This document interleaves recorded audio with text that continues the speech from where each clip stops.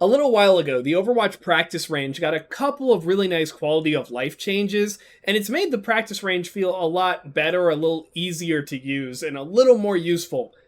But I do think there are definitely some things that we can do to make it a little better, so that's what this video is going to be about. I think in general, the Overwatch practice range, I think it would be best if it focused on trying to teach people a little more about how to play the game, or at least let you lab out some things a little better. Right now, the practice range just kind of exists to let you test abilities out, instead of it actually being something that's a little more indicative of what you're going to be doing on the battlefield or how certain things actually interact with each other. And I feel like that is something that we can focus on in trying to improve the practice range. So I think one of the big things, and I got kind of like a hot take about this, or sorry, like somebody sent me a hot take about this, and I totally agree with them, is that the training range bots, their heads are too big.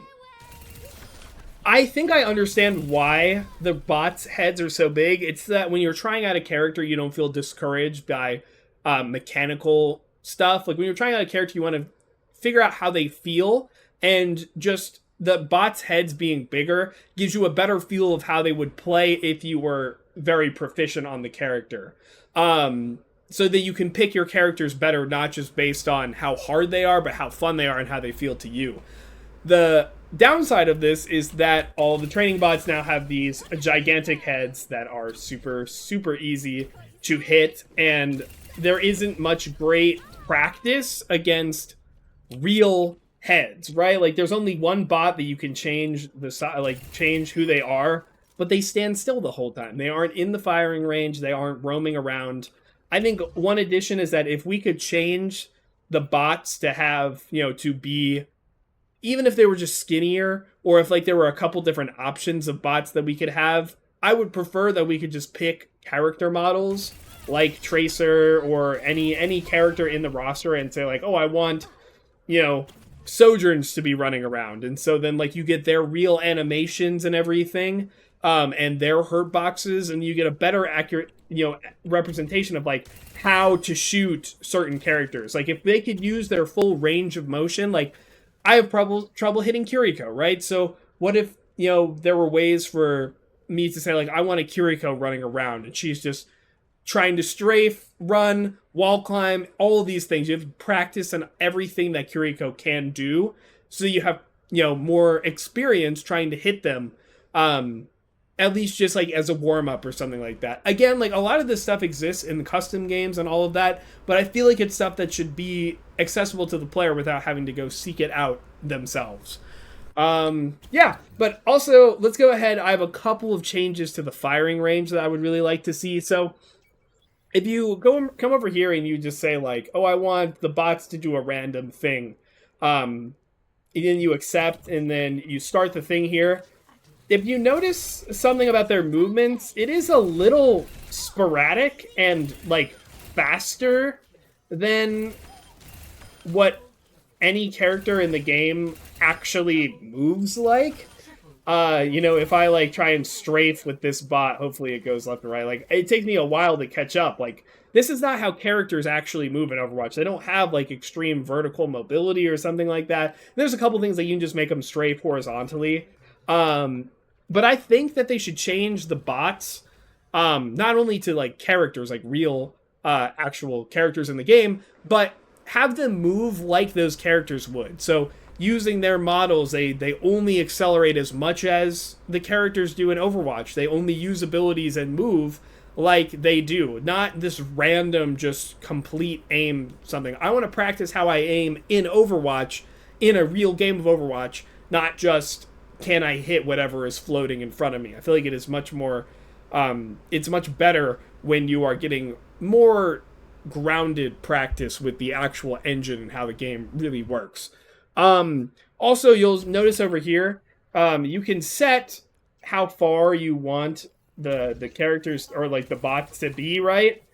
I would love for them to be able to set like random, basically. Like some are close and some are far, and you kind of have to mix up like how you shoot and get used to that kind of stuff. Obviously, it doesn't work for all characters, But maybe if Tracer could change them from like 10, like only at max like 10 meters and then stuff like that, I feel like that would go a long way of actually like keeping you on your toes about where people might show up and having your aim more accurate when you aren't expecting everybody to be where they are.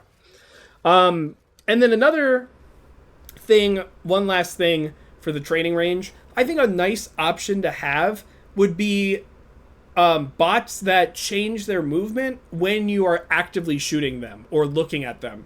Because in Overwatch, a lot of times, they're doing one thing, they might not know you're there or you're a threat, and then you start shooting them, and then all of a sudden they have different movement and they have different things that they're doing. If the bots did this, like there's 3 bots over here and you're shooting this one, and then you look at this guy and then he instantly like darts off the cliff and now you have to track him, that would be much more like, again, indicative of how people actually play the game. And then you get better practice trying to figure out like what somebody would actually do in that scenario. So it's more like practicing for certain scenarios in the game, but also helping your mechanics, right? I want the practice range to be actual practice. I don't want it to just be random things that you can do to test out characters and see what they do. I want you to actually be able to use this like a training mode in like a fighting game would. And there's some couple things that are taken kind of from fighting games that I have later on in the list. Okay, I have a couple of things that are like additions to the practice range, like how the firing range was added in. I would love for them to add kind of like a dodge training, or I'll just put 2 of them together. I have like an obstacle course that I would love them to add so you could practice your movement and actually getting around the map when things are like, like the pressure is on. And it's like kind of all random, so you have to think on the fly about where you're going. In Overwatch, that's not really the case. You kind of should know where you're going, but certain elements still pop up, like ice walls get in your way, stuff like that. In addition to that, I think just like an ability dodging training, or like basically being able to like some kind of training room that you can react to abilities coming your way so that you can figure out where your character is strong or weak against. I think about there's a custom game mode where you can practice Sigma stuff. Basically, you react to somebody spawning in, and you have to use the right ability to stop them. So, like, Pharah would spawn in and instantly barrage, and you have to find her and throw your shield at her so that she blows herself up on the shield. Or, like, Ana would come in and try and sleep dart you. You'd have to react to her and throw your hands up and eat the sleep dart.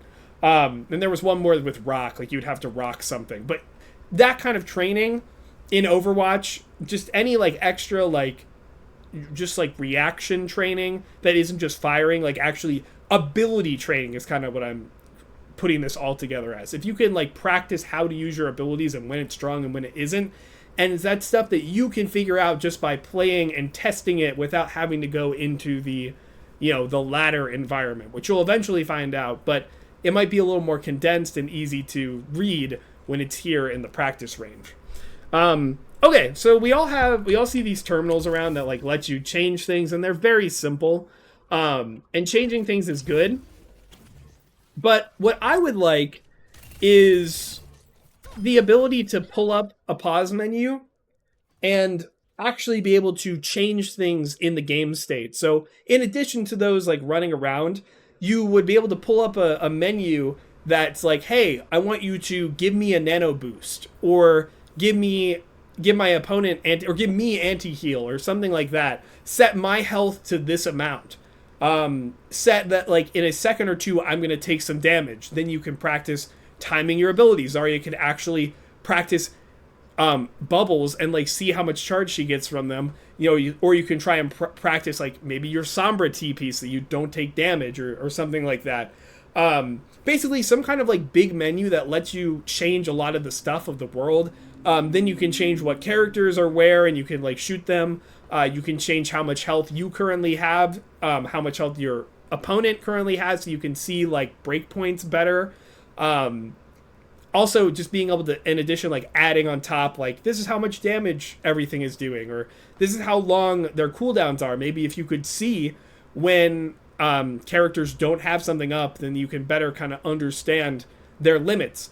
In addition to this, I think there would be a great it'd be a great feature if you could pick characters like, this terminal is here, but you could program what they're going to do.